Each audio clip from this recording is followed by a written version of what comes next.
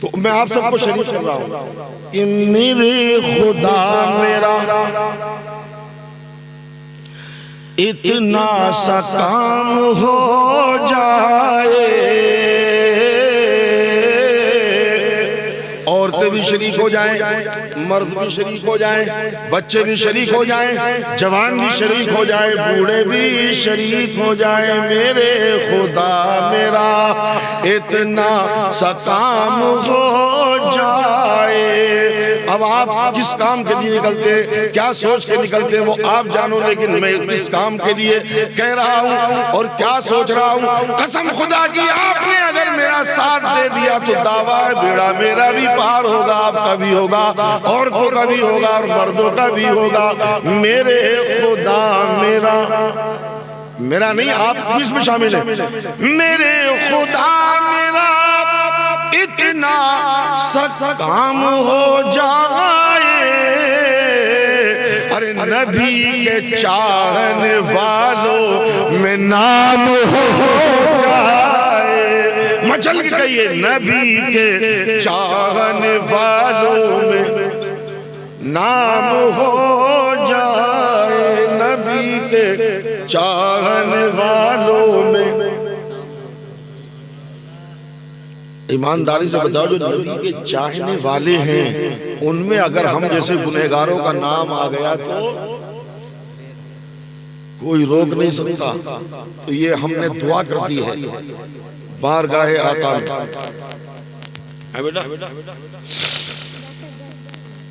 میرے خدا میرا اتنا سا کام ہو جائے، نبی کے چاہنے والوں میں، بھول گیا نبی کے چاہنے والوں میں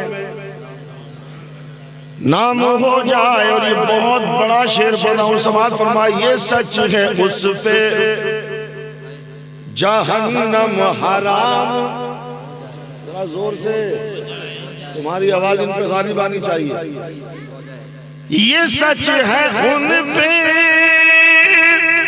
جہنم حرام ہو جائے، میرے نبی کا جو دل سے غلام ہو جائے، میرے نبی کا دل سے غلام ہو جائے۔ اور بڑی پیاری تمنا ہے، کہیں نہ جاؤں کہیں نہ جاؤں، یہ کہاں کی بات کر رہا ہے شاعر، جب مدینہ پہنچ جاؤں، جب وہاں پہنچ جاؤں تو کہہ رہا کہیں نہ جاؤں۔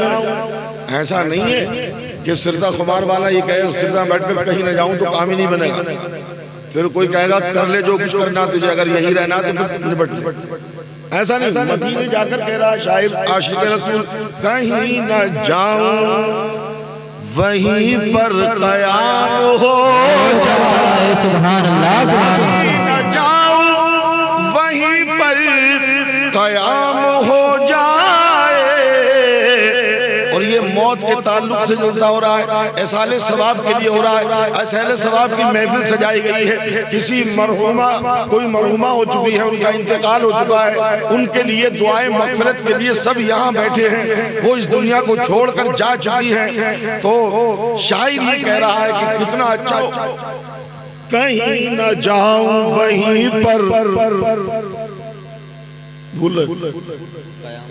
قیام ہو جائے۔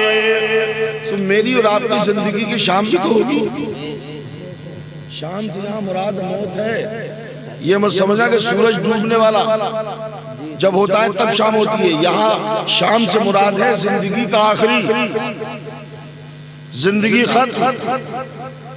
کہیں نہ جاؤں وہیں پر قیام ہو جائے، کہیں نہ جاؤں وہیں پر قیام ہو جائے، ارے نبی کے شہر میں پہنچوں تو شام ہو جائے۔ نعرہ تکبیر، نعرہ تکبیر، نعرہ رسالت، نعرہ رسالت، حضرت علامہ مولانا رئیس القادری زندہ باد زندہ باد. اور آج کا یہ جو دور ہے نا، یہ ملاوٹ والا دور ہے. اگر کوئی چیز آپ اوریجنل ڈھونڈیں تو بڑی مشکل سے ملے گی. یہاں تک کہ دودھ ہی کیوں نہ ہو. پہلے وقت میں جو ہے نا دودھ میں پانی ملاتے تھے، مجھے لگتا کہ اب تو پانی میں دودھ ملا رہا ہے. لو بتاؤ. تو یہ دور، لیکن قسم خدا کی میرا ایمان کہتا ہے کہ اس دور میں اگر فاروق اعظم جیسا نظام ہو جائے، فاروق اعظم جیسا اگر عدل اسے اپنا لے دنیا، تو ساری چیزیں، یہ ساری ملاوٹیں بند ہو جائیں گی. یہ شعر سمجھتا ہوں. تمام دنیا میں امن و امان ہو قائم، تمام دنیا میں امن و امان ہو قائم، عمر کے جیسا اگر پھر نظام ہو جائے، عمر کے جیسا اگر پھر نظام ہو جائے. میرے خدا میرا اتنا سا کام، نبی کے چاہنے والوں میں نام. جزاک اللہ جزائے خیر عطا فرمائے. ہو جائے. اب میں نے حضرت عمر کا نام اس لیے لیا کہ تنے تنہا وہ ایسی شخصیت تھی، ایسی پاورفل شخصیت تھی کہ جنہوں نے 22 لاکھ مربع میل پر حکومت کی. اور کسی کہنے والے نے کہا کہ اگر انہیں تھوڑا سا وقت اور مل جاتا تو جیسا نظام چل رہا تھا، جیسا دبدبا تھا، اس نے قسم کھا کر کہا تھوڑا سا وقت اور مل جاتا تو فاروق اعظم ساری دنیا پر حکومت کرتے، ساری دنیا پر. لیکن وقت نے ساتھ دیا. کلو نفس ذائقۃ الموت. موضوع سے نہیں ہٹ رہا ہوں، موضوع کے تحت بول رہا ہوں، ہے نا. تو فاروق اعظم رضی اللہ تعالیٰ عنہ کی ذرا سی جھلک. آپ کھڑے ہوئے ہیں، کوئی شخص جا رہا ہے. اس دور میں بھی ایسے لوگ ملیں گے، اس دور میں بھی تھے. تو پینے کی عادت تھی، باٹل لی اور لے کر جا رہا ہے، بے باک ہو کر، بے خوف ہو کر. راستے میں حضرت فاروق اعظم کھڑے ہیں. جب سامنے والے نے دیکھا کہ کھڑے ہیں تو اس نے بوتل کو بغل میں دبا دیا. یہ ڈر کی وجہ سے کرے گا، خوف سے ہی تو کرے گا. ڈر نہیں ہوتا تو چلا جاتا. دبا لیا بغل میں، اور دبانے کے بعد لڑکھڑانے لگا. راستہ وہی تھا، کوئی اور نہ تھا، گزرنا یہی سے تھا. لڑکھڑاتے لڑکھڑاتے جب آیا، فاروق اعظم نے دیکھا، دیکھ کر کپ کپانے لگا، آنکھیں تیرا گئیں. کہا کیا معاملہ ہے؟ اور اس نے اوپر سے گرمی کے موسم میں کمبل بھی ڈالا. ایک تو وہ دوائی باٹی، اوپر سے کمبل بھی ڈالا. آپ نے فرمایا کیا معاملہ ہے؟ گرمی کے موسم میں کمبل، کبھی کبھی ایسا ہوتا ہے نا بھی آدمی جو جاڑے سے بخار آتا ہے.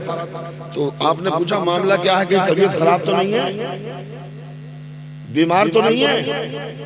تو کہا نہیں حضور. تو فاروق اعظم کو دیکھ کے بڑے بڑے بادشاہوں کے دل دہلتے تھے، بڑے بڑے سرماؤں کے دل دہلتے تھے. عوام نے سامنے جب ہوا تو کہا نہیں، طبیعت تو ٹھیک ہے. تو جب طبیعت ٹھیک ہے تو پھر کمبل کیسا؟ کمبل آپ نے کہا ہٹاؤ اسے.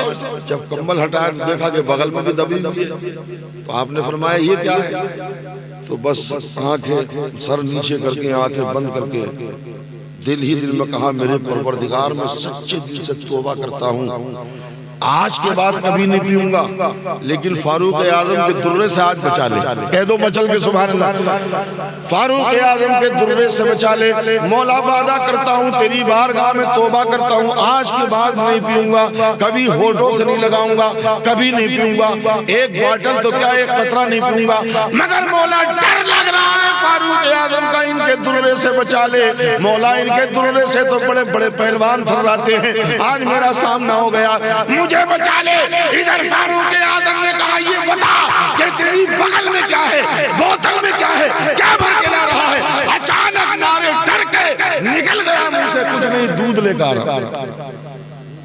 کیا لے رہا ہوں؟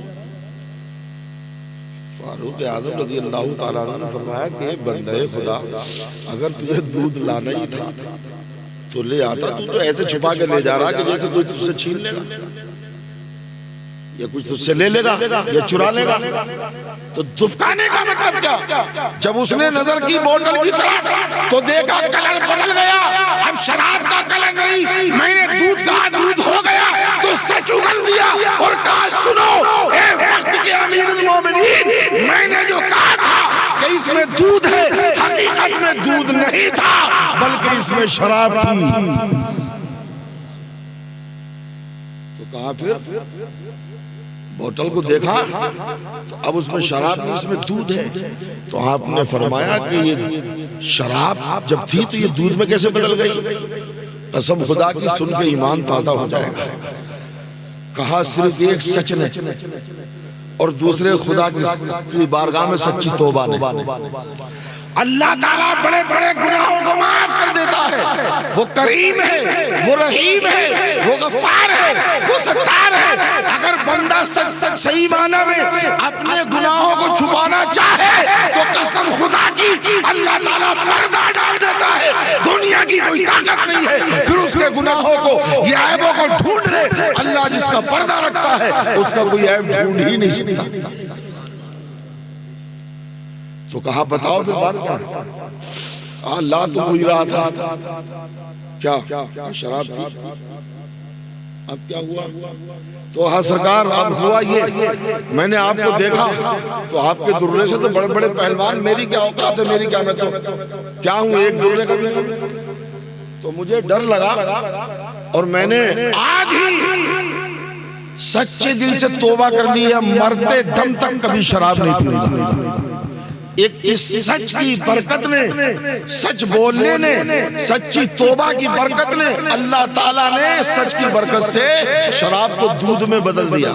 اس میں کمال میرا نہیں ہے بلکہ رب کا کمال ہے. جس پروردگار عالم کی بارگاہ میں نے سچی توبہ کی ہے، اس سچی توبہ کی برکت یہ نظر آ رہی ہے کہ شراب دودھ بن گئی ہے. تو اے مسلمانوں، آپ بھی اگر سچے دل سے توبہ کر لو، بڑے بڑے گناہوں سے، چھوٹے گناہوں سے، ہر خطا سے، ہر بدی سے، میں دعوے کے ساتھ کہتا ہوں گناہ چاہے جتنے بھی ہو، چاہے جتنی خطائیں ہو، رب کریم کی بارگاہ میں شرط یہ ہے کہ توبہ سچی ہو تو پروردگار عالم کل بھی معاف کرتا تھا، آج بھی معاف کرتا ہے اور آج بھی وہ معاف کرے گا. لیکن توبہ کرنے والا تو کوئی ہو، خدا کا خوف رکھو. اور ایک بات بتا دوں، آپ کے پاس بہت بڑی دولت ہے، بہت بڑے مالدار ہو آپ کہیں گے صاحب سب تو نہیں ہے، کوئی تو ان میں ایسا ہے جو روز مزدوری کرتا ہے، کما کے کھاتا ہے. کہے گی نہیں؟ روز جاتا ہے، تازہ تازہ کما کے لاتا ہے، بچوں کا پیٹ بھرتا ہے. آپ کہہ رہے ہو سب مالدار ہے، میں کہتا ہوں ہاں، کوئی غریب نہیں ہے آپ میں سے. آپ کے پاس اتنی بڑی بڑی نعمتیں اور دولتیں ہیں کہ جس کو سن کر آپ کہیں گے کہ ہاں واقعی ہم غریب نہیں، وقت کے امیر ہیں. کیسے؟ دیکھیے، دنیا کو راضی کرنے کا پیچھے چھوڑ دو. لوگ دنیا کو راضی کرنے میں لگی ہے نا. دنیا کو نہ کسی نے راضی کیا ہے، نہ کوئی دنیا کو راضی کر سکتا ہے. ارے دنیا کی بات چھوڑو، ایک امام پورے مقتدیوں کو راضی نہیں کر سکتا، اس کا بھی کوئی نہ کوئی مخالف ہو جاتا ہے. امام جو ہوتا ہے، جو قوم کی امامت کرتا ہے، لوگوں کو دین و ایمان بتاتا ہے، سیدھا راستہ بتاتا ہے، اللہ اور رسول کی باتیں بتاتا ہے، تو ایک امام سے بھی قوم خوش نہیں رہتی. تو ایک عام انسان سے دنیا خوش کیسے ہو جائے گی؟ تو دنیا کو منانا مشکل ہے، خدا کو منانا آسان ہے. اس پہ آپ کو زور سے کہنا چاہیے سبحان اللہ. کیا معلوم اللہ تعالیٰ یہ سبحان اللہ کہنا قبول فرمائے، ہم سب کا بیڑا پار ہو جائے. مچل کے کہو سبحان اللہ. کہے بڑے دعوے کے ساتھ کہہ رہے ہیں کہ دنیا کو منانا مشکل ہے، خدا کو منانا آسان ہے. میں آپ ذرا سی جھلک بتا دوں، اللہ تعالیٰ نے آپ کو کیا دیا ہے؟ بہت کچھ دیا ہے. ارے وہ پروردگار عالم جب دینے پر آتا ہے نا تو وہ بڑوں بڑوں کو نہیں بلکہ ننھے ننھوں کو بھی دے دیتا ہے. میری ماں میں نے بھی ذرا غور سے سنے، بچہ پیدا ہوا، اب اس بچے سے کہو آپ مزدوری کرنے کے لیے جا نہیں جا سکتا، ابھی وہ اس لائق نہیں ہے، دکان سے سامان لے کے آ نہیں جا سکتا، چل نہیں سکتا، بول نہیں سکتا، اور نہ وہ کچھ کہہ سکتا ہے، مگر اللہ نے اس ننھے سے بندے کو، اس بچے کو ایک ایسا ہنر دیا ہے، اس کا کرم دیکھیے، اس کے کرم پر قربان جائیے۔ یہ چھوٹا سا بچہ ہے، ننھا سا بچہ ہے، پیدا ہوا ہے، پیدا ہوتے ہی اللہ نے ایک ہنر دے دیا، اور وہ کون سا ہنر؟ جب وہ بھوکا ہوتا ہے تو رو دیتا ہے۔ بولو، یہ رونے کا ہنر تم نے دیا کیا؟ یہ رونے کا ہنر میں نے دیا ہے؟ یہ رونے کا ہنر ماں نے سکھایا ہے؟ یہ رونے کا ہنر باپ نے دیا؟ نہیں، پروردگار نے دیا ہے۔ بندے ابھی تو ننھا ہے، زبان سے کہہ نہیں سکتا ہے، ہاتھ سے چھور پکڑ نہیں سکتا ہے، پیروں سے چل نہیں سکتا ہے، تو تیری پرورش کیسے ہوگی؟ یہ پرورش کرنے کا راستہ میں پروردگار ہوں، جو ننھے بچوں کو بھی پالتا ہوں، جوانوں کو بھی پالتا ہوں، بوڑھوں کو بھی پالتا ہوں۔ میں تجھے ایک ہنر دے رہا ہوں کہ جب تجھے بھوک لگے رو دینا، ماں تیری کام کرتی ہوگی، سارے کاموں کو چھوڑ کر تجھے دودھ پلانے آ جائے۔ بولو یہ سچ ہے؟ یہ آپ نے دیکھا ہے کہ نہیں دیکھا ہے؟ تو بچہ کچھ نہیں کرتا، منہ سے نہیں بولتا، ہاتھ سے اشارہ نہیں کرتا، زمین پر یا چارپائی پہ ایڑیاں اور پیر مار مار کے نہیں کہتا۔ اللہ نے اس چھوٹے سے بندے کو ہنر دے دیا، اے بندے جب تجھے بھوک لگے رو دینا، ہزار کام کرتی بھی تیری ماں ہوگی، تو میں نے تیری ماں کے سینے میں وہ دل رکھ دیا ہے کہ وہ تیرا رونا برداشت نہیں کرے گی، کام کو چھوڑنا برداشت کرے گی۔ بات سمجھ میں آ رہی ہے؟ میں آپ کی لینگویج میں بول رہا ہوں، وہ بھاری بھرکم تقریر نہیں کہ جو آپ کے سر سے اترے۔ ایک ایک بات سمجھانے کی کوشش کروں گا، اچھا لگ رہا ہے یا سلام پڑھیں؟ ماشاءاللہ کہہ دو سبحان اللہ۔ تو اللہ نے دیا، اب آپ کہیں گے آپ نے تو بچے کی بات بتا دی، اب ہمیں بتاؤ، بچہ تو روتا ماں مان جاتی ہے، بچہ رو دیتا ہے بھوک ختم ہو جاتی ہے، بچہ رو دیتا ہے جو ضرورت تھی وہ پوری ہو جاتی ہے، لیکن اب ہم بڑوں کے بارے میں بتاؤ، کوئی ایسی بات بتاؤ کہ جو بات بھی سمجھ میں آ جائے اور جس کو ہم آسانی سے کر بھی لیں۔ تو میں آپ کو بتا دوں، یہ چیز خریدنے کے لیے نہ آپ کو دلی جانا، یہ انمول نعمت کے لیے نہ آپ کو بمبئی اور کلکتہ جانا، ارے یہاں تک کہ آپ کو میاں امروہہ بھی نہیں جانا، گھر بیٹھے بیٹھے کام بن جائے گا۔ اب آپ کی تمنا ہوگی جلدی بتاؤ وہ کون سی چیز ہے کہ جو بہت بڑی چیز ہے اور جو چیز ہمارے پاس ہے لیکن استعمال نہیں کر رہے ہیں، اب ضرورت ہے اس چیز کے استعمال کرنے کی۔ آپ کو میں نے مثال دے دی، ایک بچے کو ضرورت تھی بھوک کی، تو اللہ نے بھوک مٹانے کے لیے ہنر دے دیا، رونا، رویا، اس کی ضرورت پوری ہوئی۔ آپ کو بھی اپنی ضرورت پوری کرنی ہے۔ جیسے مرحومہ کا انتقال ہوا، میرا حسن ظن ہے کہ جن کا انتقال ہوا کہ وہ نیک ہوں گی، پرہیزگار ہوں گی، نمازی ہوں گی، اگر نہ ہو تو اللہ تعالیٰ ان کے گناہوں کو معاف کرے اور اس محفل کی برکت سے اللہ تعالیٰ ان کی بخشش فرمائے۔ تو ایک تو ہوتا ہے نیکوکار، ایک ہوتا ہے بدکار گنہگار، اس کو ضرورت ہے۔ ہم سب گنہگار ہیں، میں کون سا دودھ کا دھلا ہوں؟ میں بھی دودھ کا دھلا نہیں، میں بھی گنہگار ہوں، اپنے آپ کو بہت بڑا پاپی اور مجرم سمجھتا ہوں، لیکن پھر بھی گنہگار ہونے کے باوجود بھی اس کی رحمت پر امید بندھی ہوئی ہے۔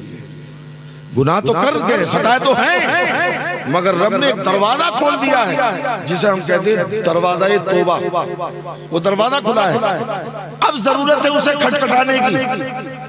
بھئی کسی کے دروازے پہ آپ کھڑے ہو، دروازہ نہیں کھٹکھٹایا تو اندر سے کوئی آئے گا؟ بھئی جب ضرورت نہیں ہوگی تو کیا ضرورت پڑی ہے اندر سے باہر آنے؟ کھڑے رہو، دروازہ کھٹکھٹاؤ گے تب آواز آئے گی، دروازہ کھٹکھٹاؤ گے تب اندر سے باہر آئے گا کوئی، جب آواز لگاؤ گے تب آپ کی ضرورت پوری ہوگی۔ تو اب ضرورت ہے آواز لگانے کی، کھٹکھٹانے کی، گناہوں کی مغفرت کی، پروانہ نجات پانے کی، بخشش پانے کی۔ اس کے لیے ہم کیا کریں؟ ہمارے پاس کیا ہے؟ تو آپ کے پاس اللہ جزائے خیر عطا فرمائے کیا ہے؟ اللہ نے ہمیں 2 آنکھیں دی. ابھی اس گھر میں میت ہوئی ہے, بیٹیاں ہوں گی خوب روئی ہوں گی, بہویں روئی ہوں گی, بھتیجیاں روئی ہوں گی, بیٹے روئے ہوں گے, رشتہ دار روئے ہوں گے, پڑوسی روئے ہوں گے. ارے یہ آنکھیں جو اللہ نے دی ہیں یہ بھی ایک غم اٹھانے کا ذریعہ ہے.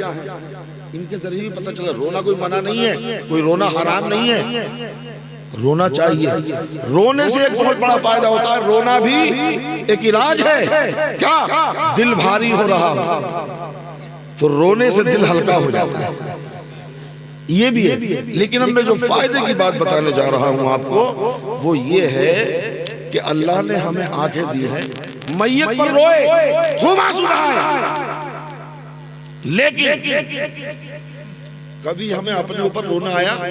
جیسے ابھی مولانا صاحب سے آپ نے سنا تھا کتنے لوگ تو ایسے ہیں جو ہفتے میں ایک ہی بار جاتے ہیں, جس کا نام جمعہ ہے, اور جمعہ کی نماز پڑھنے کے بعد یہ طے ہے کہ اب جمعہ کو آئیں گے, بیچ میں ایک دن بھی نہیں آئیں گے. چاہے تم ہزار بولتے رہو, چلاتے رہو, تقریریں کرتے رہو, حلق پڑھتے رہو, جمعے آ گئے جمعے میں آئیں گے. کچھ لوگ تو ایسے ہوتے ہیں جو سب سے اخیر میں آتے ہیں, سب سے پہلے مسجد سے نکل جاتے ہیں, ایسا لگتا ہے جیسے جیل میں آئے ہوں اور چھوٹ کر جیل سے جا رہے ہیں. دیکھیے ان محفلوں کو کرنے سے یہ فائدہ ہوتا ہے کہ اچھا میسیج ملتا ہے, ایک اچھا پیغام ملتا ہے, اور سب نہ صحیح اگر 1-2 بھی سدھر گئے تو بہت بڑی بات. تو اب آپ کے پاس کیا ہے؟ اللہ نے آپ کو آنکھیں دی ہیں.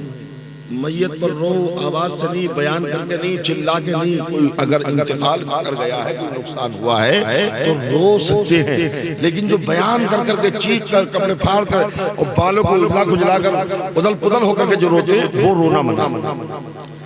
اب آپ کے لیے کسی کا انتقال ہو گیا, رو دیے, آنکھوں سے آنسو بہہ گئے, یہ کبھی نہیں سوچا کہ زندگی میں کتنی نمازیں چھوٹی ہیں, کتنا بڑا عذاب ہمیں ہوگا, قبر میں کتنا عذاب ہوگا, کتنی شرمندگی ہوگی. ہم نے اس کے لیے کیا کیا؟ کسی میت پر رونے والوں, اس بات پر کبھی رو کے دیکھو جو گناہ ہو چکے ہیں, خطائیں ہو چکی ہیں, بدیاں ہو چکی ہیں, اللہ کی نافرمانی ہو چکی ہے. خدا کا خوف رکھ کر, قسم خدا کی کھا کر کہتا ہوں, اس کا خوف رکھ کر تم آنکھوں سے 2 آنسو نکال دو. جس طرح سے ماں بچے کے رونے پر راضی ہو جاتی ہے, اس سے پہلے تمہارا پروردگار تم سے راضی ہو جائے گا. تو یہ سب کے پاس ہے کہ نہیں؟ آنکھیں ہیں. تو رونا کب آتا ہے؟ جب کوئی مر جاتا ہے. رونا کب آتا ہے؟ جب نقصان ہو جاتا ہے. رونا کب آتا ہے؟ جب کوئی بھاری خسارہ ہو جاتا ہے. لیکن اللہ کے جو نیک بندے ہوتے ہیں وہ ان معاملات پر نہیں روتے. ہم اور آپ 11ویں کرتے ہیں, غوث اعظم کی نیاز کرتے ہیں, سرکار غوث اعظم خطاب کر رہے ہیں, بیان کر رہے ہیں, ہم کہاں روتے ہیں ذرا دیکھو. اور غوث پاک رضی اللہ تعالیٰ عنہ آ کر کسی نے کان میں خبر دے دی کہ حضور کچھ پتا ہے. آپ نے فرمایا خطاب کرنے دے, میں خطاب کر رہا ہوں. کہا حضور سنو, آپ کے بیٹے کا انتقال ہو گیا. قسم خدا کی اس جگہ پر, اس کرسی پر میں ہوتا, کرسی چھوڑ کر اور بیٹے کے تعلق سے جو ہے رونا بلکنا شروع کر دیتا. آپ ہوتے تو آپ جگہ چھوڑ دیتے, مگر غوث اعظم تقریر فرما رہے ہیں. آپ نے فرمایا کہ جاؤ. آپ نے پڑھا انا للہ و انا الیہ راجعون, اور آپ تقریر کرتے رہے, بیان کرتے رہے. کوئی ملے گا ایسا؟ بیٹے کی میت پہ یار زمین پیروں تلے کی زمین کھسک جاتی ہے, حالت خراب ہو جاتی ہے, پسینے چھوٹ جاتے ہیں, اور آدمی آہ پگا کرنے لگتا ہے, ہائے ہائے کرنے لگتا ہے. اور عورتوں کا تو اس سلسلے میں پوچھو ہی مت کیا حال ہوتا ہے. لیکن غوث اعظم کی کانوں میں خبر دی بیٹے کا انتقال ہوگا. آپ نے فرمایا انا للہ و انا الیہ راجعون. آپ جاؤ, اور جانے کے بعد اس کو نہلاؤ, اسے کفن پہناؤ, اور جب تیار ہو جائے تو دیکھا جائے. سرکار غوث پاک تقریر فرما رہے ہیں, سب کچھ ہو گیا. ادھر آپ کا خطاب بھی ہو گیا, ادھر جو ہے پورا کفن پہنا دیا گیا, نہلا دیا گیا, اسے دولہا بنا دیا گیا, اور اس کے بعد جو ہے جیسے ہم اور آپ لٹاتے ہیں جنازے میں لٹا دیا گیا. تو غوث اعظم بڑے آرام سے نماز جنازہ پڑھانے کے لیے آئے, اور کسی طرح کچھ نہیں. اب یہ کہاں یہاں پہ کیا ہے؟ یہ صبر ہے. اگر ایسا صبر کرنے آ جائیں تو قسم خدا کی وہ دولت اللہ عطا فرمائے گا کہ جس دولت کو پا کر آپ کہو گے مجھ سے بڑا کوئی مالداری نہیں. صبر کیا ہے؟ کتنا بڑا انعام ملتا ہے. ان اللہ مع الصابرین. رب فرماتا ہے صابرین کے ساتھ اللہ ہے، اور جس کے ساتھ اللہ ہے اس سے بڑا مالدار کون ہے کہ نہیں ہے؟ ہاں تو میں بتا یہ رہا تھا کہ ہم آنکھوں سے آنسو نکالیں اور روئیں تو جس طرح سے بچہ رو کر ماں کو منا لیتا ہے، اس کی بھوک مٹ جاتی ہے، قسم خدا کی رب کی بارگاہ میں جب بندہ روتا ہے تو اللہ فرماتا ہے کہ 7 سمندر بھی سارے لبریز ہوں اور میرے غضب کی آگ پر ڈالے جائیں تو 7 سمندروں کے پانی سے میرے غضب کی آگ نہیں بجھ سکتی. قربان جائیے مگر بندہ جب اپنے گناہوں پر نادم ہو کر، شرمسار ہو کر، عاجز ہو کر اپنے ہاتھوں کو اٹھاتا ہے، سر کو نیچے کرتا ہے اور کہتا ہے یا رب یا رب یا رب، تو بندہ جب عاجز ہو کر مانگتا ہے اور جب روتا ہے تو رب فرماتا ہے وہ بندہ اپنی آنکھ سے 2 آنسو کے قطرے ٹپکا دیتا ہے. انہی قطروں کو اگر دوزخ میں ڈال دیا جائے تو جہنم کی آگ بجھ جاتی ہے. کتنی بڑی دولت ہے آپ کے پاس. بولو آپ امیر ہو کہ نہیں؟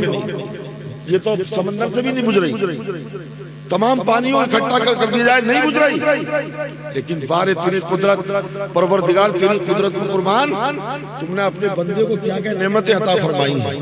یہ بندہ اپنی آنکھوں سے 2 آنسو نکال دیا. ایک کام اور، کوئی بھی پریشانی ہو، مصیبت ہو، کہیں مت جاؤ، اپنی آنکھوں سے آنسو نکال دو، رب کی بارگاہ میں ہاتھ اٹھا دو اور اس کے بعد اللہ کی بارگاہ کے 2 سجدے کر دو. قسم خدا کی رحمت الہی ٹوٹ ٹوٹ کر آپ پر برسنے لگ جائے. پروردگار جب دیکھے گا کہ میرا بندہ کائنات میں، دنیا میں، روئے زمین پر کہیں نہیں گیا، مطلب اس کا ایمان ہے، اس کا یقین ہے کہ میں ہی اس کا پروردگار ہوں، میرے علاوہ کوئی راستہ نہیں ہے. تو میرا بندہ میرے دروازے پر آیا اور جھکا ہے اور مجھ سے مانگ رہا ہے تو پروردگار عالم کی رحمت کو جوش آ جاتا ہے اور اللہ تعالیٰ اپنے بندے کا بیڑا پار فرما دیتا ہے. تو آج ہم یہاں جمع ہوئے ہیں، دعا کریں کہ اللہ تعالیٰ مرحومہ کے رومٹے کی بخشش فرمائے. اور ماشاءاللہ آپ جتنے بیٹھے بھی سب اچھے بھی ہیں اور سچے بھی ہیں کہ یہاں سے کوئی اپنی ضرورت کے لیے نہیں اٹھ رہا ہے. یہی جلسے کی کامیابی ہے، یہی جلسے کی کامیابی ہوتی ہے کہ جہاں روح بھی ہو اور ساتھ میں روحانیت بھی ہو. روح بھی ہو اور روحانیت بھی ہو. روح کیا ہوتی ہے یہ بھی جانتے ہو آپ، روحانیت کیا ہوتی ہے یہ بھی جانتے ہو. صابر پاک کا تو سنا ہوگا، کیا کیا صابر پاک نے؟ جب کسی نے سوال کیا، صاحب سنتے چلے آئے ہیں کہ فنا اور بقا، یہ فنا اور بقا، فنا اور بقا، فنا کیا ہے، بقا کیا ہے، یہ ہماری سمجھ میں نہیں آتی. تو صابر پاک نے کہا چاہتا کیا ہے؟ کہا میں دونوں کو سمجھنا چاہتا ہوں کہ میری سمجھ میں نہیں آتی یہ فنا کیا ہے، بقا کیا ہے، یہ زندگی کیا ہے، یہ موت کیا ہے. بولتے تو بولنے والے ہیں، سمجھ نہیں آ رہا ابھی تک. تو میرے صابر پاک نے فرمایا تو چاہتا کیا ہے؟ تو کہا میں دیکھنا چاہتا ہوں. تو آپ نے فرمایا تو پھر اس کے لیے تھوڑا ٹائم لگے گا. کیا لگے گا؟ آپ سمجھ گئے کہ بات مشاہدے کی کر رہا ہے، خبر دوں گا تو نہیں سمجھے گا. تو آپ نے فرمایا تجھے اس کا جواب دیا جائے گا. کچھ دنوں کے بعد خواجہ صابر پاک کا وصال ہو گیا. اور جب وصال ہو گیا، جس نے سوال کیا تھا، جب دیکھا کہ آپ کا وصال ہوا، بھیڑ لگ گئی لوگوں کی اور سب تیاریاں ہونے لگی، تو دل میں سوچا کہ یار میں نے سوال کیا تھا، بغیر جواب دیے چلے گئے، بغیر جواب دیے چلے گئے. اللہ کے ولی جواب بھی نہیں دیا اور چلے گئے. اللہ اکبر کبیرہ. تو آپ نے وصیت کی تھی جب میرا وصال ہو جائے تو میری نماز جنازہ کے لیے کوئی آگے نہ بڑھے. تو کہا حضور پھر کیسے ہوگا؟ جب مورخ تاریخ لکھے گا تو تاریخ میں یہ بھی تو ہوگا کس نے آپ کی نماز جنازہ پڑھائی، تو ہوگا کیسے؟ تو کہا تم میں سے کوئی آگے مت بڑھنا. ایک گھوڑ سوار آئے گا اور وہ گھوڑ سوار آئے گا جو گھوڑے پہ سوار ہوگا، اس کے چہرے میں نقاب پڑی ہوگی اور وہ صفوں کو چیرتا ہوا آئے گا تو وہی نماز جنازہ پڑھائے گا. یہ تعجب کی بات ہے کہ نہیں ہے؟ یہ وصال سے پہلے، اپنے انتقال سے پہلے خبر دے رہے ہیں. وصیت لکھ ڈالی، وصال ہو گیا، نہلا دیا گیا، سب کچھ ہو گیا، صفیں لگ گئی، تیاری ہونے لگی. بہت بڑا مجمع ہے. اب دیکھنے لگے تو نہ ادھر پتا نہ ادھر پتا نہ یہاں پتا نہ وہاں پتا, سب کی نظریں دیکھ رہی ہیں کہیں سے تو کوئی آئے. تو کسی کہنے والے نے کہا دھول اڑتی نظر آ رہی ہے, کوئی آنے والا آ رہا ہے. ٹاپ ٹاپ ٹاپ گھوڑے کی آواز. تو کچھ ہی دیر میں گھوڑ سوار آ گئے. سب نے دیکھا تو عقیدت زندہ ہو گئی, محبت اجاگر ہو گئی. اور اس کے بعد آئے تو چہرے پر نقاب پڑا ہوا ہے, بغیر کسی سے پوچھے. اب تو نماز جنازہ کے لیے اجازت دینی پڑتی ہے نا, کہ اس کے ولی کون ہے بھی اجازت دو. وہاں اجازت نہیں, خود مصلی پہ آگے بڑھے اور آپ نے فرمایا نیت کر لو. سب نے نیت کر لی, اور نیت کرنے کے بعد میں نماز جنازہ ہو گئی. اب وہ جانے لگے تو کسی نے ادب کے ساتھ ہاتھ تھام لیا, کہا حضور آپ کے چہرے پہ نقاب پڑی ہے, چہرہ ڈھکا ہوا ہے, نہ تو چہرہ دکھائی دے رہا ہے, نہ آپ کا نام پتا ہے, نہ آپ کا پتہ معلوم ہے. تو سرکار کرم فرما دے, ذرا چہرے سے نقاب الٹ دیں اور دوسرے نام بتا دیں, پتہ بتا دیں. کیونکہ حضرت کی جو تاریخ لکھی جائے گی اب سوانح عمری, تو اس میں یہ بھی لکھا جائے گا کہ آپ کی نماز جنازہ پڑھائی کس نے. تو ذرا سا کرم فرما دیں. تو آپ نے فرمایا یہ بتاؤ کہ وہ سوال کرنے والا کون تھا. کہہ دو سبحان اللہ. کہ جس نے یہ کہا کہ فنا کیا ہے بقا کیا ہے, وہ کہاں ہے؟ وہ اگلی سب میں کھڑا ہوا تھا. کہا میں کھڑا ہوں. کہا تو نے سوال کیا تھا, دوہرا تو صحیح. تو کہا سوال یہ تھا فنا کیا ہے بقا کیا ہے. سنتے چلے آئے لیکن سمجھ میں نہیں آیا. تو حضور میں یہ چاہتا ہوں کہ یہ ابھی تک مسئلہ حل نہیں ہو سکا, اور یہ بات کسی نے بتائی بھی نہیں. میں نے صابر پاک کی بارگاہ میں سوال کیا تھا, لیکن ابھی تک جو ہے جواب نہیں ملا. ان کا وصال ہو گیا, معاملہ ایسی رہ گیا پینڈنگ. تو آپ نے فرمایا جواب نہیں ملا تجھے. کہا نہیں. تو صابر پاک کو پہچانتا ہے. کہا ہاں دیکھا ہے. کہا بہت قریب سے. چہرے سے نقاب الٹ کر آپ نے فرمایا بتا کیا دیکھتا ہے. دیکھنے والا حیران ہو گیا اور اس نے کہا آپ ہی تو صابر پاک ہیں, آپ ہی تو صابر پاک ہیں. تو کہا بتا کیا دیکھ رہا ہے. کہا صابر پاک آپ ہیں. تو میں یہ دیکھ رہا ہوں کہ ڈولے میں کیا جو جنازہ ہے وہ کیا ہے. تو آپ نے فرمایا وہ فنا ہے یہ بقا ہے. وہ فنا ہے یہ بقا ہے. وہ فنا ہے یہ بقا ہے. جو ادھر تو دیکھ رہا ہے وہ فانی ہے, اور جو ادھر دیکھ رہا ہے یہ زندگی جاویدانی. تو دیکھا آپ نے. تو حضرات محترم مرحومہ کا انتقال ہوا, ان کو لے جایا گیا. میرے آقا علیہ السلام کی بڑی پیاری حدیث سماعت فرمائے. آقا علیہ السلام فرماتے ہیں بندہ جب دعا کرتا ہے, کچھ لوگ دعا کرتے ہیں, طریقہ بتا دوں آپ کو, ایک طریقہ معلوم ہو جائے, اس کا فائدہ بھی آپ کو ملے. کچھ لوگ دعا کرتے ہیں جو کچھ بھی مانگنا, اور مانگنے کے بعد کیا کرتے ہیں معلوم ہے, ایمانداری جب بتانا ہے میری طرف دیکھ رہے ہیں, یہ دعا کی تو یہ کیا طریقہ ہے. میرے آقا فرماتے ہیں جب بندہ دعا کرتا ہے اور دعا کرتے وقت جب ہاتھوں کو اٹھاتا ہے, جب بندہ دعا کرتے وقت ہاتھوں کو اٹھاتا ہے, آقا فرماتے ہیں بندہ ہاتھوں کو اٹھاتا ہے اور چہرے پر لگاتا ہے اس سے پہلے کہ ہاتھ چہرے سے ہٹے, اللہ تعالیٰ قبول فرما لیتا ہے. میرے آقا فرماتے ہیں جب کسی کا انتقال ہو جاتا ہے, جب کوئی دنیا چھوڑ کر چلا جاتا ہے اور اس کے عزیز, اس کے اقارب, اس کے وارث, اس کے گھر والے احسان ثواب کے لیے جب کچھ کرتے ہیں, چاہے قرآن خوانی ہو, چاہے درود خوانی ہو, چاہے میلاد خوانی ہو, چاہے جلسہ ہو, چاہے کلمہ شریف ہو, جو بھی ہو, جب یہ کرتے ہیں تو کرنے کے بعد جب یہ سارا سامان, کون سا سامان یہ بھی سمجھا دوں, سبحان اللہ, درود پاک, ماشاءاللہ, نعرہ تکبیر, اب تو نعرہ لگاؤ گے ماشاءاللہ, خیر بہت نعرہ, یہ بڑے ماشاءاللہ بہت اچھے لوگ ہیں, زندہ دل ہیں, ان سب کے لیے آپ دعا کرو کہ اللہ تعالیٰ انہیں دین کی خدمت کرنے کا سچا جذبہ عطا فرمائے اور یہ دین سے جڑے رہیں, لگے رہیں, دین کا کام کرتے رہیں. سبحان اللہ. تو آقا علیہ السلام نے فرمایا کہ ہاں جو ہم یہ کر رہے ہیں نا, سبحان اللہ, الحمدللہ, ماشاءاللہ, درود پاک, یہ ساری چیزیں یہ سب کیا ہیں, ہم یہ سمجھ رہے ہیں منہ سے نکال دیا ہم, نکل گیا. ایسا نہیں ہے. اب سنو حدیث کی روشنی.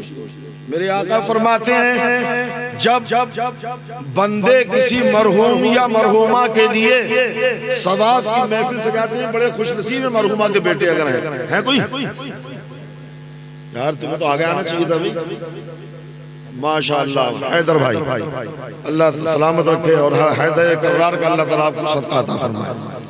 ہاں تو سب جو ان کے بیٹے عزیز و اقارب رشتہ دار ثواب کا کام کرتے ہیں, قرآن خوانی, میلاد خوانی, جلسہ جو بھی کرتے ہیں, تو اس میں جو بھی کچھ ہوتا ہے سب کو اکٹھا کرتے ہیں. میرے آقا فرماتے ہیں اللہ تعالیٰ فرماتا ہے ایک فرشتے سے کہ فرشتے جنت جا, اور جنت سے جا کر ایک جنت کا تبادلہ, جنت کی تشتری لا, جنت سے اچھی پلیٹ لا, ڈھکنے کے لیے رومال بھی لا. اشارہ سمجھنے کس بات کا اشارہ ہے؟ سبحان اللہ. اور فرشتہ یہ سن کر دیکھو آپ کتنے خوش نصیب ہو, یہاں سے لے کے جنت تک ہمارا کنیکشن ہے. ثواب کا سارا ذخیرہ اکٹھا ہوتا ہے. آقا فرماتے ہیں وہ سارے کے اکٹھا کر کے فرشتہ جنت سے آتا ہے, جنت کی تشریح لاتا ہے, اور سارے کے سارے ثواب کو جنت کی پلیٹ میں رکھتا ہے. سبحان اللہ. اور اس کو لے کر فرشتہ قبرستان جاتا ہے. مچل کے کہے تو سبحان اللہ. قبرستان ہم نہیں گئے, ہم نے گھر میں بیٹھ کے سبحان اللہ کہہ دیا, گھر میں بیٹھ کے الحمدللہ کہہ دیا, گھر میں بیٹھ کے ماشاءاللہ کہہ دیا, گھر میں بیٹھ کے درود پاک پڑھ دیا. لیکن یہ کام اللہ تعالیٰ کیسے کراتا ہے؟ فرشتے کو بھیجتے ہیں. میاں رات میں اگر کہا جائے نا قبرستان کے بیچ میں چلے جاؤ تو بہت کم لوگ ہوں گے قدم اٹھانے والے. ہمارے اس کے بعد دن ہوتا تو چلے بھی جاتے, رات میں بج رہے واپس آنا کہ نہیں آنا. ابھی نہیں جائیں گے جب دیکھا جائے گا. تو اب رات میں کوئی جانے کو بھی تیار نہیں. آئے قبرستان میں تو خیر جا سکتے ہیں, لیکن جو بستی سے دور ہوتے ہیں, اندھیرے میں ہوتے ہیں, تو مشکل ہوتا ہے. یہ تو بستی کے اندر ہے قبرستان, تو یہاں کوئی ڈر نہیں لگا کہ ادھر بھی گھر ہیں ادھر بھی گھر ہیں, جا بھی سکتے ہیں, کوئی بڑی بات نہیں. لیکن جو بستی کے دور ہے نا, دور رہتے ہیں, وہاں بڑی گھبراہٹ ہوتی ہے. جانا تو ہے, گھبراہٹ ہو یا کچھ بھی ہو, اور ایسے جانا ہے کہ پھر واپس آنا ہی نہیں. تو اس جگہ کے لیے ڈر نہیں ہونا چاہیے, بالکل نہیں ہونا چاہیے. اور ایک سچے مومن کو ہوتا بھی نہیں. کیوں نہیں ہوتا ہے؟ میں آپ کو بتا دوں اس کی وجہ. ارے وہ شعر یاد آیا, شعر سنا دوں تو بیداری پیدا ہو جائے. سبحان اللہ کہیے, سبحان اللہ, ماشاءاللہ. کہ جہاں میرے سرکار کی بات ہوگی, جہاں میرے سرکار کی بات ہوگی, اس جگہ رحمت رب کی برسات ہوگی, اس جگہ رحمت رب کی برسات ہوگی. اور آپ میں سے کوئی یہ کہہ سکتا ہے جو وفادار ہے, ہمیں قبر کا غم نہیں بلکہ خوش ہے, ہمیں قبر کا غم نہیں بلکہ خوش ہے. کیوں کہ رسول خدا سے ملاقات ہوگی, ہاں رسول خدا سے ملاقات ہوگی, وہاں رحمت رب کی برسات ہوگی, جہاں میرے آقا کی بات ہوگی. اور پھر یہی نہیں, کسی کہنے والے نے یہاں تک کہہ دیا, میرے سرکار جو انگلی کو اٹھا دیتے, میرے سرکار کی انگلی میں وہ اثر ہے کسی کے پنجے میں بھی نہیں. جب انگلی کا یہ عالم ہے آقا کی, اشارہ کر دیں تو چاند دو ٹکڑے ہو جائے, اشارہ کر دیں تو ڈوبا ہوا سورج واپس آ جائے. ارے ہمارے نبی کی جب ایک انگلی کا یہ عالم ہے تو پنجے کی طاقت ہے. میرے سرکار جو انگلی کو اٹھا دیتے ہیں, چاند و سورج سر تسلیم جھکا دیتے, ان کے دینے کی نہ پوچھو کہ وہ کیا دیتے ہیں, ان کے دینے کی نہ پوچھو کہ وہ کیا دیتے ہیں، اپنے منگتا کو وہ سلطان بنا دیتے ہیں، اپنے منگتا کو وہ سلطان بنا دیتے ہیں۔ اور آپ نے سمجھدار آدمی یہ بھی کہہ سکتا ہے بنا دیتے ہیں سلطان بنا دے، اس لیے میں در اقدس پہ ہوا ہوں حاضر۔ مانگتے ہیں لیکن سب سے نہیں مانگتے۔ کوئی بھیکاری اگر کٹورا لے کر پھر رہا ہو، وہ دروازے پر مانگ رہا ہو، تو کیا اس سے کوئی مانگے گا؟ یہ تو خود بھیکاری ہے، یہ کیا دے گا؟ سرکار حضرت نے فرمایا کون دیتا ہے دینے کو منہ چاہیے، دینے والا ہے سچا ہمارا نبی۔ تو اس لیے میں در اقدس پہ ہوا ہوں حاضر، اس لیے میں در اقدس پہ ہوا ہوں حاضر۔ آپ محتاج کو مختار بنا دیتے ہیں، آپ محتاج کو مختار بنا دیتے ہیں۔ اور اس کلام کا سب سے بڑا شعر سماعت فرمائیں، اس لیے موت سے ڈرتے نہیں اہل سنت۔ یہاں تو ماشاءاللہ سب اہل سنت بیٹھے ہیں، ٹی ٹی ہے، اللہ تعالیٰ سب کو مضبوط رکھے۔ اس لیے موت سے ڈرتے نہیں اہل سنت، کیوں کہ مصطفیٰ قبر میں دیدار کرا دیتے ہیں، مصطفیٰ قبر میں دیدار کرا دیتے ہیں، مصطفیٰ قبر میں دیدار کرا دیتے ہیں۔ اور بل کلنٹن سے کہو جانب بغداد نہ دے، یہ جو ہے نا ہمارے غوث اعظم، اور یہ بل کلنٹن ہے نا، اس سے کہا جا رہا ہے جو بھی سرکار ہے جو وہاں کی، وہ بل کلنٹن سے کہو جانب بغداد نہ دے، کیوں کہ ہے وہاں غوث جو مردوں کو جلا دیتے ہیں، ہے وہاں غوث جو مردوں کو جلا دیتے ہیں۔ تو بات پوری سن لیجئے، وہ فرشتہ سارے ثواب کو اکٹھا کر کے پلیٹ میں رکھ کر، کہاں کی پلیٹ میں؟ جنت کی پلیٹ، یار کتنی خوبصورت ہے۔ اس پلیٹ میں فرشتہ جاتا ہے قبرستان، اور جس کے لیے سب کچھ کیا جاتا ہے وہاں جا کر سرہانے کی طرف کھڑے ہو جاتے ہیں، سارے پردے ہٹ جاتے ہیں۔ اللہ کا بھیجا ہوا فرشتہ وہ کہتا ہے مرحوم یا مرحومہ جو بھی ہو، جانتا ہے میں کون ہوں؟ میں نہیں جانتا۔ آپ کون ہیں؟ دیکھنے میں بہت خوبصورت ہے، حسن و جمال جھلک رہا ہے، لیکن میں پہچانتا نہیں کہاں میں اللہ کا فرشتہ ہوں۔ کہہ دو سبحان اللہ۔ تو آئے کیوں ہو؟ کہا یہ میرے پاس برتن ہے، یہ جنت کی پلیٹ ہے، اس میں تمہارے گھر والوں نے، تمہارے بیٹوں نے، بیٹیوں نے، رشتہ داروں نے تمہارے لیے کچھ تحفہ بھیجا ہے۔ تو وہ تحفہ لینے کے لیے تیار ہوتا ہے، جب وہ دیکھتا ہے تحفہ تو میری آقا فرماتے ہیں۔ اب حدیث سنو کیا فرماتے ہیں آقا، کہ جب وہ بندہ اٹھتا ہے اور جنت کی تشتری دیکھتا ہے اور ثواب کا ذخیرہ دیکھتا ہے، اس تحفے کو دیکھتا ہے، تو آقا فرماتے ہیں اتنا خوش ہوتا ہے وہ مرنے والا یا مرنے والی کہ اگر دنیا میں کسی کو بہت بڑی دولت دی جائے تو اس دولت کو پا کر بھی وہ اتنا خوش نہیں ہوتا جو قبرستان کے اندر وہ قبر والا اس ثواب کے تحفے کو دیکھ کر خوش ہو جاتا ہے۔ سبحان اللہ۔ یار ان کے گھر والوں نے کتنا اچھا محفل سجائی، علماء کو بلایا، خرچ کیا ہے، لوگوں کے ہاتھ دھلائے ہیں، لوگوں کو عزت دی ہے، لوگ یہاں پہنچے ہیں، اور کوئی سبحان اللہ کہہ رہا ہے، کوئی ماشاء اللہ کہہ رہا ہے، کوئی درود پاک پڑھ رہا ہے، کوئی اللہ کو یاد کر رہا ہے، کوئی اللہ کا ذکر کر رہا ہے۔ تو یہ ساری چیزیں ان کے لیے تحفہ بن گئی، کہہ دو سبحان اللہ۔ تو اب اس کے بعد والی حدیث سنو۔ اس کے بعد جب وہ تحفہ پاتا ہے تو اور قبر والے ان سے کہتا ہے قبر والو سنو، کیا دیکھو میرے گھر والوں نے میرے لیے تحفہ بھیجا ہے.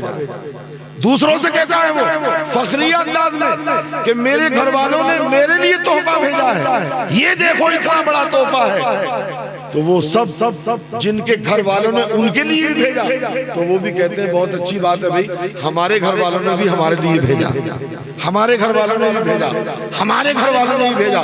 لیکن ان میں کوئی ایک ایسا جس کا کوئی فاتحہ دلانے والا نہ ہو, دعا کرنے والا نہ ہو, ثواب کرنے والا نہ ہو, ہاتھوں کو مل کر کہتا ہے کاش کہ میں نے بھی کوئی اولاد چھوڑی ہوتی, نیک بیٹا چھوڑا ہوتا, میں نے بھی اپنا کوئی ایسا چھوڑا ہوتا جو جس طرح سے ان کو یہ تحفے مل رہے ہیں مجھے بھی ملتے, وہ محروم رہتا ہے. تو خوش نصیب وہ ہوا جو ثواب کی محفلیں سجاتا ہے, ثواب کے کام کرتا ہے, اس کا بھی فائدہ ہے, مرنے والے کا بھی فائدہ ہے, دونوں کے فائدے ہے کہ نہیں. اب سنیے بس ایک آخری بات اور اس کے بعد انشاءاللہ ہے نا.